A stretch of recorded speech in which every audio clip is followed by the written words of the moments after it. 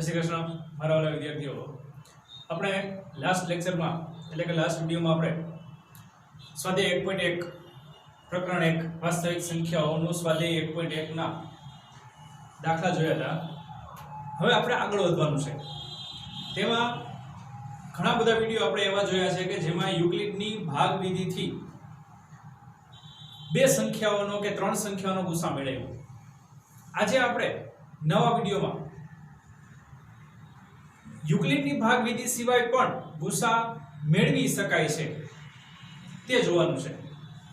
પણ ઈ પહેલા આપણે ગુસામાં આખું નામ શું છે, લસાનું આખું નામ શું છે તેનો તફાવત સમજશું, બંનેનો ગુસા અને લસાનો। તો શરૂઆત આપણે જે આપણે કરવાની છે તે ગુસાના આખા નામ અને લસાના આખા નામ પરથી જે કરવી છે એના માટે અ ઈ શું છે ની બહુ અગત્યનું છે। અગાઉના વિડિયોમાં તમે જો ધ્યાનથી સાંભળ્યું હોય તો મેં કહી દેલું છે કે ગુસામાં આવેલ અ અને લસાનો અ બેમાં તફાવત છે। તો એ તફાવત આજે આપણે અહીંયા સમજીએ છીએ કે સૌપ્રથમ જે ગુસામાં અ આવેલો છે તે શું છે આપણા માટે, તે થશે આપણા માટે અવયવ, તે થશે અવયવ। તો અવયવ કોને કહેવા, કોને કહેશું અવયવ? અવયવની વ્યાખ્યા આપણને ખ્યાલ હોવી જોઈએ। તો અવયવની વ્યાખ્યા તમને પહેલા સમજાવી દઉં કે આપેલી સંખ્યાને જે સંખ્યાઓ વડે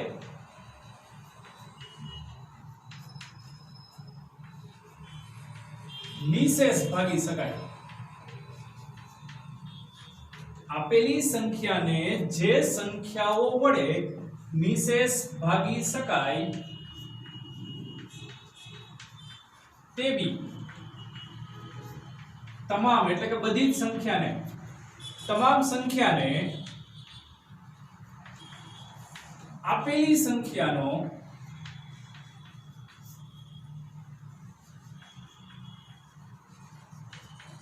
અવયવ કહે છે।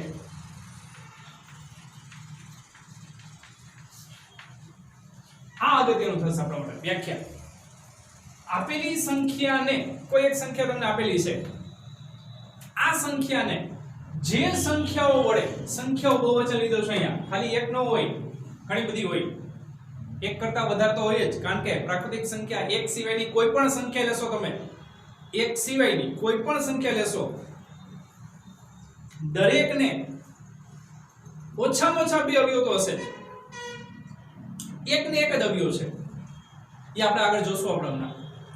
તો અહીંયા આપેલી સંખ્યાને જે સંખ્યાઓ વડે નિશેષ ભાગી શકાય છે તેવી તમામ સંખ્યાને આપેલી સંખ્યાના અવયવ કહે છે।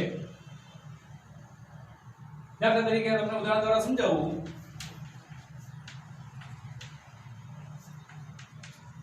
એમ કહીએ કે 40 ના અવયવ જોઈએ છે મારે,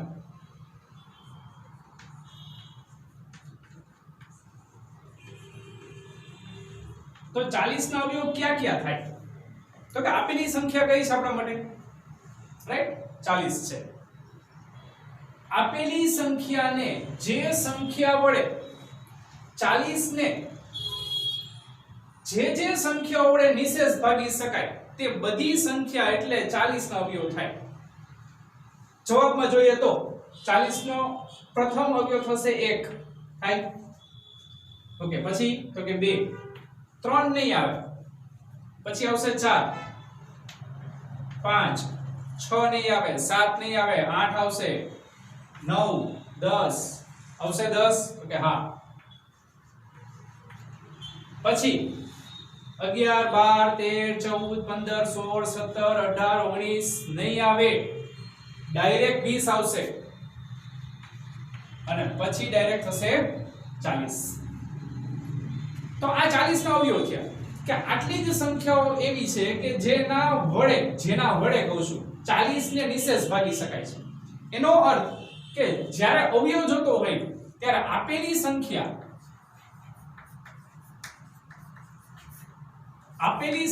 જે છે તે અંશમાં હોય અને છેદમાં એનો અવયવ હોય.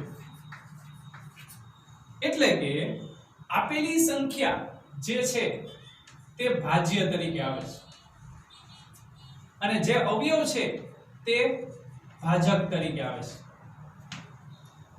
આ અવયવમાં ફેરફાર છે કે આપેલી સંખ્યા ક્યાં છે? ભાજ્ય તરીકે અંશમાં. જે એનો અવયવ છે એ ક્યાં આવશે? છેદમાં, એટલે કે ભાજક તરીકે આવશે. તો આ જ વસ્તુ લાગુ પડી ને ભાગફળ, શેષ. આમાં શેષ કેવી આવે? 0, કારણ કે નિશેષ ભાગી શકાય એમ કીધું છે. આ શેષનું અહીંયા કઈ મહત્વ છે પણ કઈ 0 આવી જોઈએ. એવી રીતે આજે એક ઉદાહરણ લઈએ તો એમ કહીએ કે 60 ના અવયવ જોઈએ છે. તો 60 ના અવયવ કયા કયા થાય? તો કે 60 ને જે સંખ્યાઓ વડે નિશેષ ભાગી શકાય તે બધા જ કેવા છે? 60 ના અવયવ. 60 ક્યાં આવી જશે? ભાજ્ય તરીકે, અને એના અવયવ ક્યાં આવશે? ભાજક તરીકે. તો સૌપ્રથમ તો કે 1 પછી તો કે 2 3 4 5 6 આવશે. તો કે હા 6 પણ આવશે. 7 નહીં આવે. 8 9 પછી 10 ડાયરેક્ટ આવી જશે. 11 પછી 12 આવશે. 15 20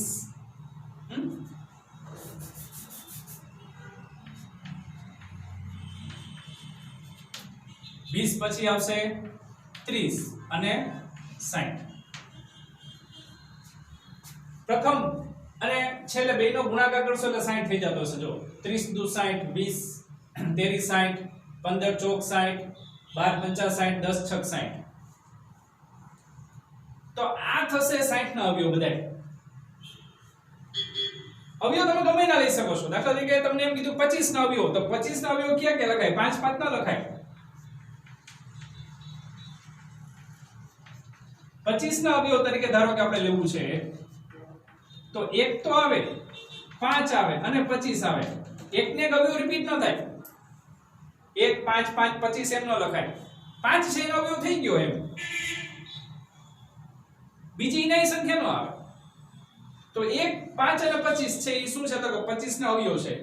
ધ્યાનથી તમે જોવો તો એક બધાયમાં કોમન આવે. જો છે અવયવ તરીકે એક તો હોય જ, અને જેના અવયવ જોઈએ છે તેમાં ઈ પોતે કોમન આવે. જો આમાં 40 છે, આમાં 60 છે, આમાં 25 છે. બીજી વસ્તુ જોવા જઈએ તો અવયવ છે એ મર્યાદિત છે. હું એમ કહું કે ચાલો 1 કરોડ સંખ્યા લઉં છું, 1 કરોડ, 40 ની જગ્યાએ 1 કરોડ લઈ, તો એના અવયવ પણ મર્યાદિત છે ખરી. ઘણા બધા મળશે પણ એની લિમિટ તો આવશે ને ક્યાં, એટલે મર્યાદિત કહેવાય. સુધી શબ્દ આવી ગયો 1 કરોડ સુધી. 1 કરોડ ના અવયવ 1 કરોડ સુધી જ આવે. પેલી ભાજક તરીકે ભાજ્ય કરતા મોટી સંખ્યા હોય ક્યારે ન હોય. ભાજ્ય મોટી સંખ્યા હોઈ શકે છે, ભાજક જે છે તે ભાજ્ય કરતા નાની સંખ્યા હોય. એટલે અવયવ છે એ હંમેશા આપેલી સંખ્યા જેટલા અને એના કરતા નાના હોય. શરૂઆત કેમ થાય? તો કે 1 થી. આ અવયવ છે. એવી રીતના આપણે બીજી વ્યાખ્યા જોવી છે અવયવીની.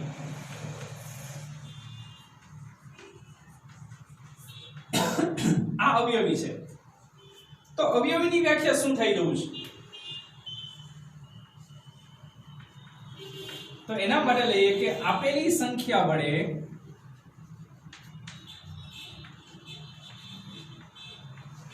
જે સંખ્યાઓને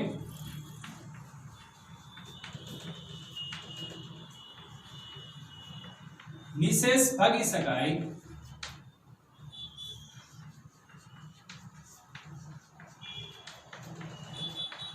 તેવી તમામ સંખ્યાને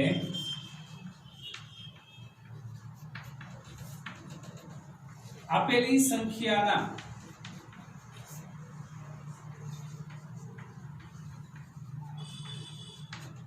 અવયવી કહે છે.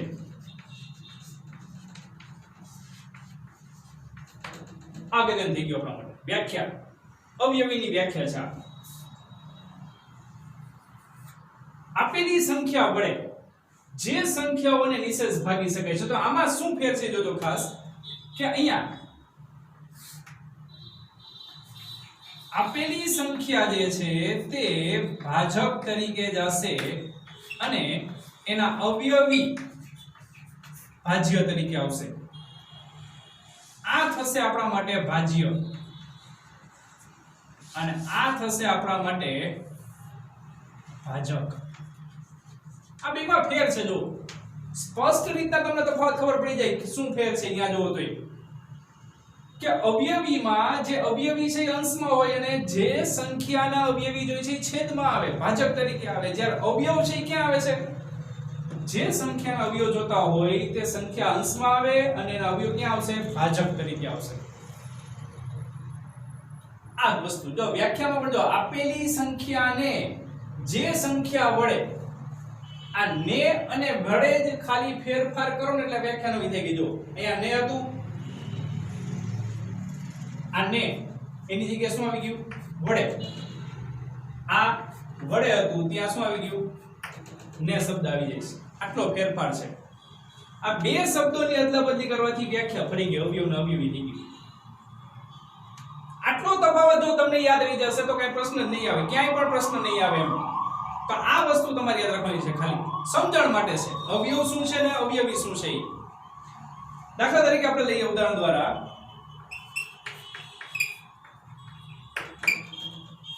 સૌપ્રથમ લઈએ 4 ના અવયવી.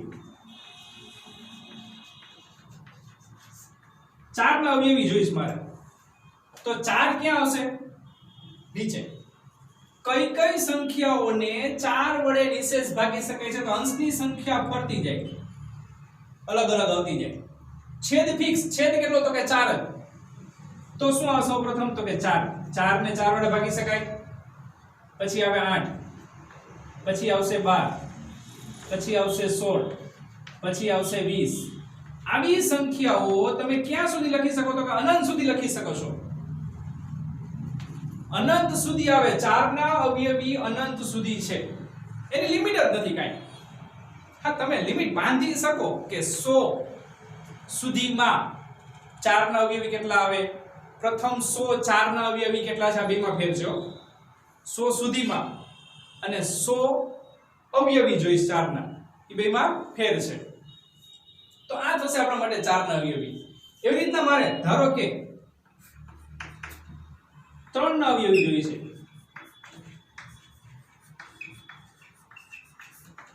તો 3 થી શરૂઆત થાય. 3 પછી આવશે 6 9 12 15 18 એમ ક્યાં સુધી? તો કે અનંત સુધી. માની લો કે આપણે હજી એક્સ્ટ્રા હજી વધારે લઈએ તો 10 ના અવયવી લઈએ. ક્યાં 10 ના અવયવી છે? તો શરૂઆત ક્યાં થાય? તો કે 10 20 30 40 50 એમ ક્યાં સુધી? તો કે અનંત સુધી આવે. તો અવયવી અનંત સુધી છે, જ્યારે અવયવ મર્યાદિત છે. આ બેમાં ફેર આટલો છે કે અવયવ અને અવયવી શું છે. તો ગુસા અને લસામાં જે અવયવ અને અવયવી શબ્દ આવશે ને એનો તફાવત અત્યારે સ્પષ્ટ કર્યો છે.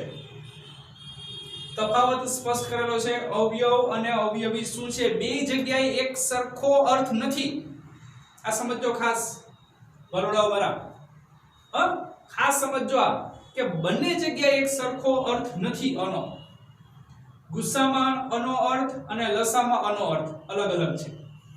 આ ખ્યાલ આવી ગયો છે કે અવયવમાં ક્યાં શું આવે, અવયવીમાં ક્યાં શું આવે, એ આપણે યાદ રાખવાનું છે. ચાલો હવે સ્ક્રીનશોટ પાડી લેજો.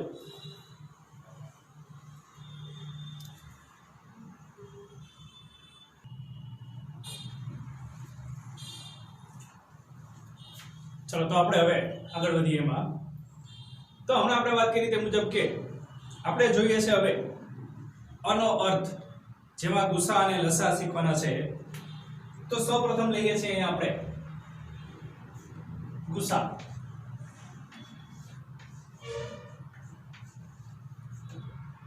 ગુસાનો અર્થ શું થાય? તો કે ગુસાનો અર્થ થશે ગુરુત્તમ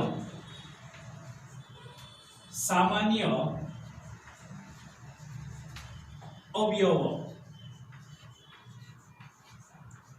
ગુરુત્તમ સામાન્ય અવયવ એ ગુસાનો અર્થ છે. અહીંયા સૌપ્રથમ પેલો ટોપિક છે જે શીખવાનો છે તે હવે, કારણ કે ગુસા અગાઉના ધોરણમાં શીખી તો ગયા છો, પણ હવે 10મા ધોરણની રીતના શીખવાના છે આપણે ગુસાને. ગુરુત્તમ સામાન્ય અવયવ, જો અહીંયા અવયવ બ આવ્યું છે, તો એનો પેલો પોઈન્ટ આપણે અહીંયા જોઈએ કે શું કહેવા માંગે છે કે બે ધન પૂર્ણાંકો લઈએ આપણે. ધન પૂર્ણાંકો a અને b ના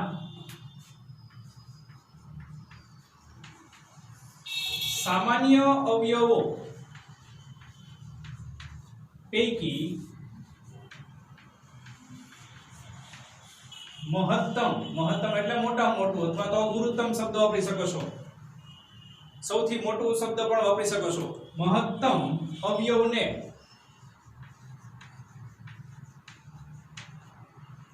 a અને b નો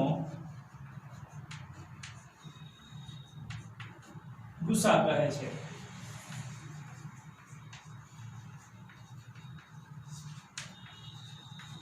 ધન પૂર્ણાંકો a અને b ના સામાન્ય અવયવો પૈકી જે મહત્તમ ધન પૂર્ણાંક હોય, સામાન્ય અવયવો પૈકી મહત્તમ અવયવને a અને b નો શું કહેશો આપણે? તો કે ગુસા. a અને b શું છે? તો કે સંખ્યા છે, ધન પૂર્ણાંક સંખ્યા છે. હમણાં ઉદાહરણ દ્વારા સમજશું આપણે.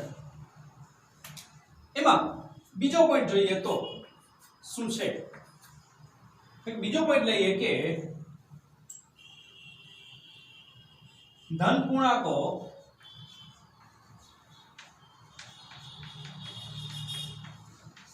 a અને b ના ગુસાને સંકેતમાં એનો ઉપયોગ કરી લીધો છે આપણે. જો ગુસા ઓફ AB વડે દર્શાવાય છે.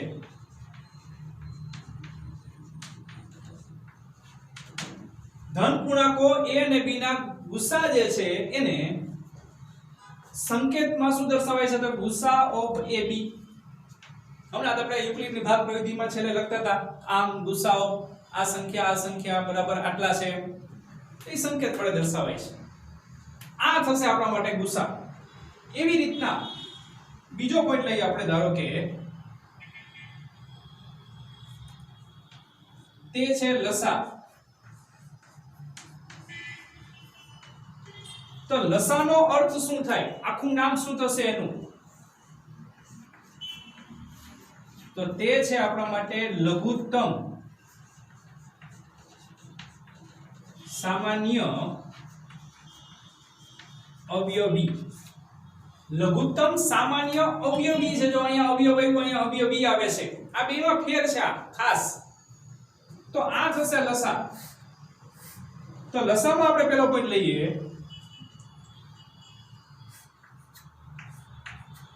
કે ધન પૂર્ણાંકો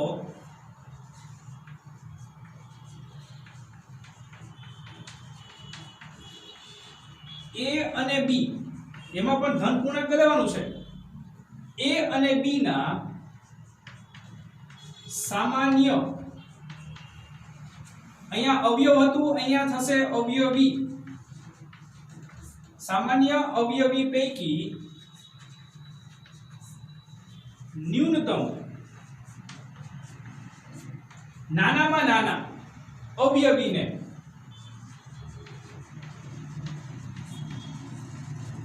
a અને b નો લસા કહે છે.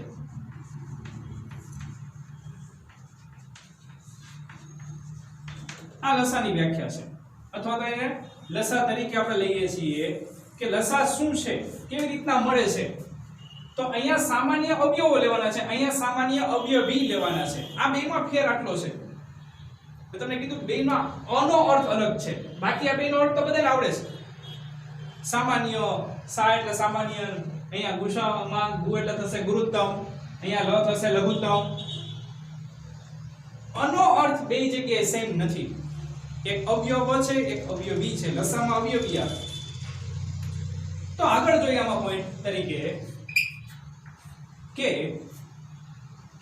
ધન પૂર્ણાંકો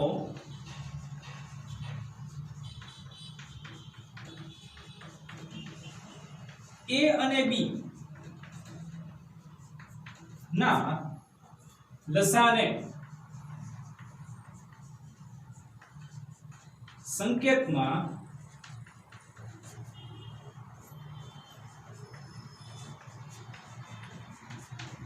લસા ઓફ AB વડે દર્શાવાય છે.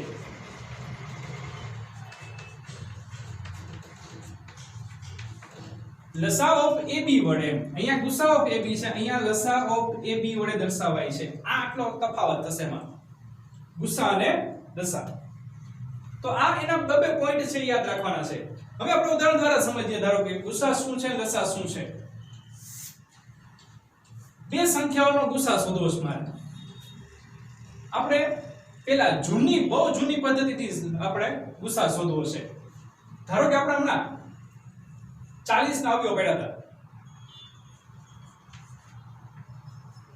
તો 40 ના અવયવ કયા કયા હતા જોઈએ. તો 1 2 3 નો તો પછી 4 5 8 10 20 અને 40. એવી રીતના 60 ના અવયવ જોઈએ.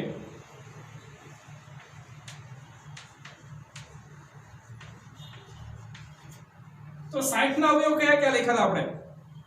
તો તેમાં લખેલું તો આપણે 1 2 3 4 5 6. 6 પછી આવશે ડાયરેક્ટ 10. 10 પછી આવશે 12. 12 પછી આવશે 15. 15 પછી છે 20. 20 પછી છે 30. 30 પછી છે 60. તો આ છે આપણા માટે 60 ના અવયવ. પ્રશ્ન એમ પૂછેલો હોય આપણને કે 40 અને 60 ના અવયવ શું છે? તો આ દેશી પદ્ધતિ લીધી છે આપણે, સાવ દેશી પદ્ધતિ. આ ખાલી સમજણ માટે છે, યાદ નથી રાખવાની. 40 ના અવયવ પાલીધા. શરૂઆત ઊંધેથી કરીએ છીએ. પહેલા અવયવ આવી ગયા બેયના? તો કે હા આવી ગયા.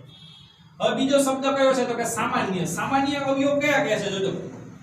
તો સામાન્ય અવયવ તરીકે શું આવે છે? તો કે 1 બેયમાં છે, 2 પણ બંનેમાં છે, 4 બંનેમાં છે, 5 બંનેમાં છે, 10 પણ બંનેમાં છે અને 20 પણ બંનેમાં છે.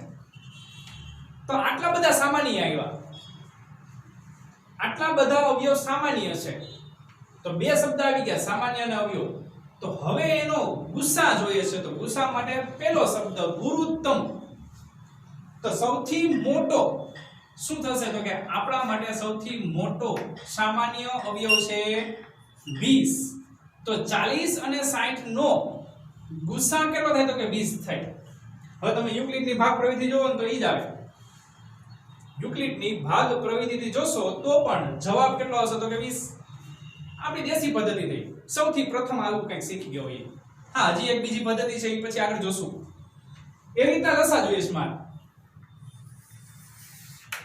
તો લસામાં શું આવે? ધારો કે આપણે 8 ના અવયવી લઈ લઈએ.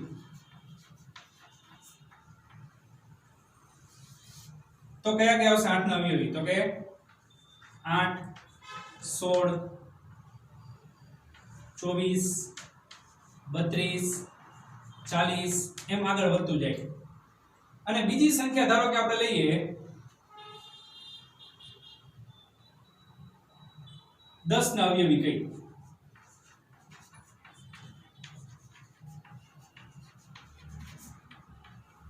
તો 10 ના અવયવી કયા કયા છે જોજો ખાસ. તો આપણે જોયું તો 10 ના અવયવી કયા કયા હતા. 10 30 40 50 એમ ક્યાંય સુધી જતું જાય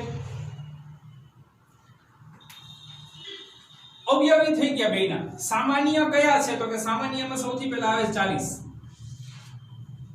બીજા એકે નથી આવતા 40 પછી આગળ જશે તો 80 બેમાં સામાન્ય આવશે કેટલા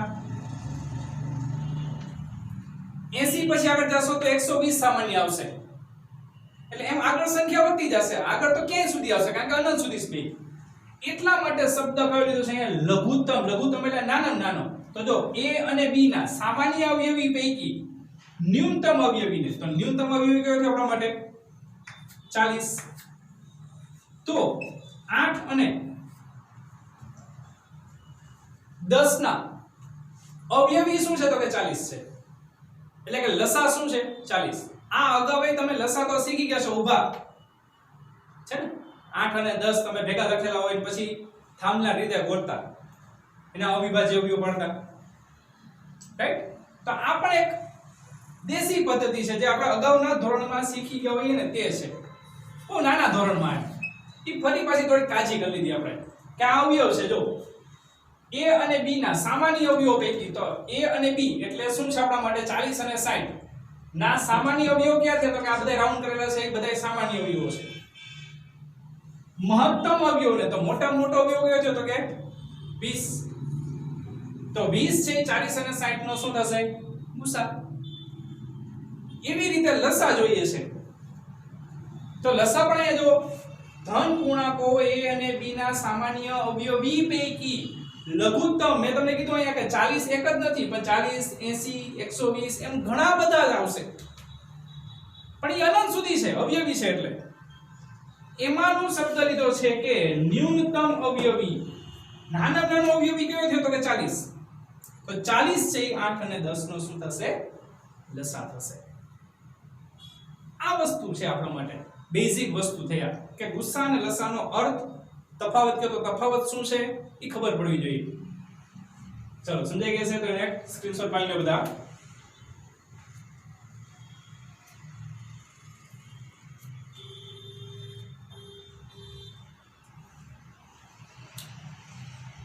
તો આ ગુસ્સા અને લસા સાથે આજે આપણે આ વિડિયો પૂરો કરીએ છીએ આશા રાખું છું કે તમને સમજાઈ ગયું હશે સરસ મજાનું આ યાદ રાખવાનું છે મિત્રો ધ્યાન રાખજો કારણ કે હવેનો જે આપણે વિડિયોસ લેશું તેમાં ગુસ્સા અને લસા શોધવાના છે અલગ રીતે ધોરણ 10 ની રીતે શોધવાના છે જે આવડે છે પણ ફરી પાછા શીખશું બરાબર ચલો આ વસ્તુ યાદ રાખજો જય હિન્દ જય ભારત